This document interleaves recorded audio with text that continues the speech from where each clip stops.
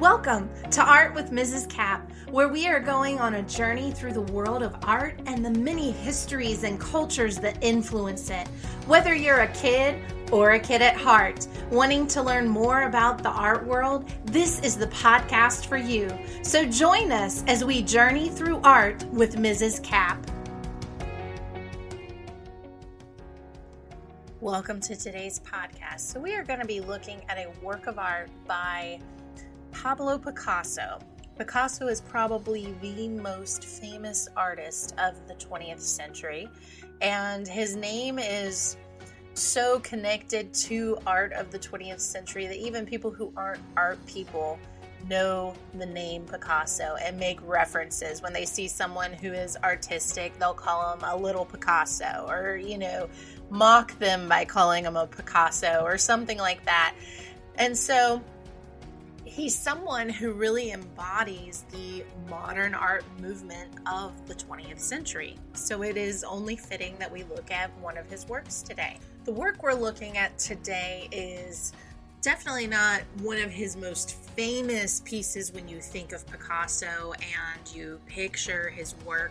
Usually the Demoiselle d'Avignon or Guernica or, the Blue Period art, and those kind of things come to mind when people picture Picasso. But this is definitely no less of an accomplishment of his. So we're looking today at three musicians, and this was completed in the summer of 1921 at Fontainebleau.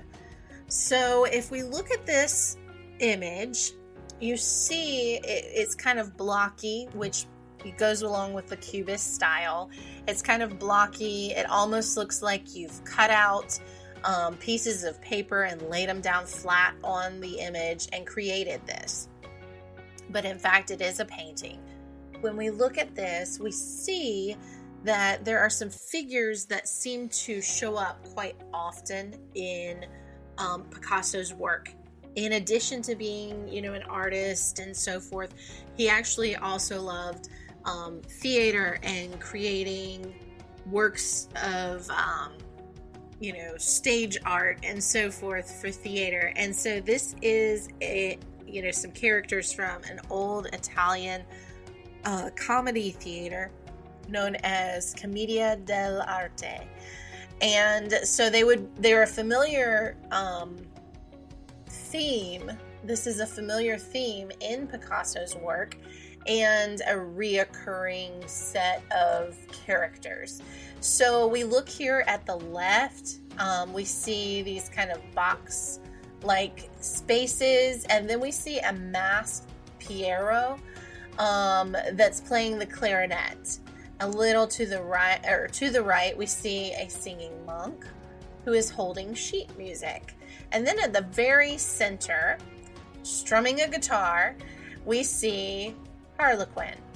So, these characters appear a lot in some of his Cubist work.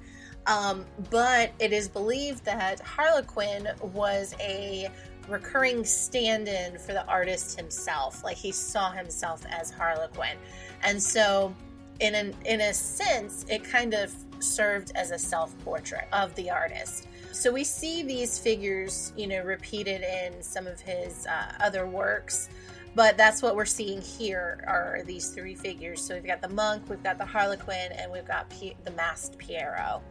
So it has a little bit of a whimsical side to it. We kind of see there's like a almost hidden dog under the Piero masked figure. You kind of see the tail popping up between the legs of Harlequin, and then you see a little bit of a leg coming out between the masked Piero's legs, and then you see some other legs coming out on the side in that kind of blank box-like space back there, and then a head kind of popping out.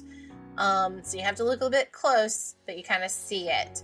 So it kind of blends because it uses several of those subtle browns that we see, but you can still see the hint of the front paws and the hind leg and the tail and so forth. The somber background and large size make the musicians kind of a solemn and majestic trio. So, we see here, it's almost like they're in a box or in a little stage, a box stage or something like that. And it really makes them kind of this solo emphasized trio. The jigsaw-like composition of this work of art, like I talked about earlier, with it looking like paper being cut out and so forth, is the synthetic cubist style. So it's flat planes of unshaded color that look like pasted paper kind of formed, and that's what it looks like. And that's kind of how the style began. They would do these planes of cut out paper, paste them down together, and create forms.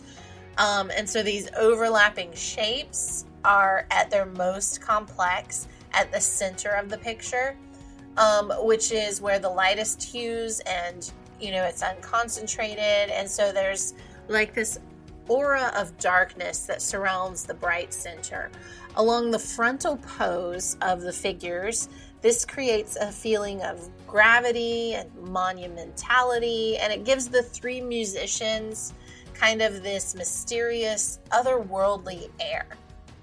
So where is this work of art today? If you wanted to see it today, you would have to go to New York City to the Museum of Modern Art. So it is located at the Museum of Modern Art in New York City, also known as the MoMA. It is about 2 meters by 2 meters. That is the size of this painting. It's very large. Well, I certainly hope you enjoyed today's discussion on one of the works by the Pablo Picasso.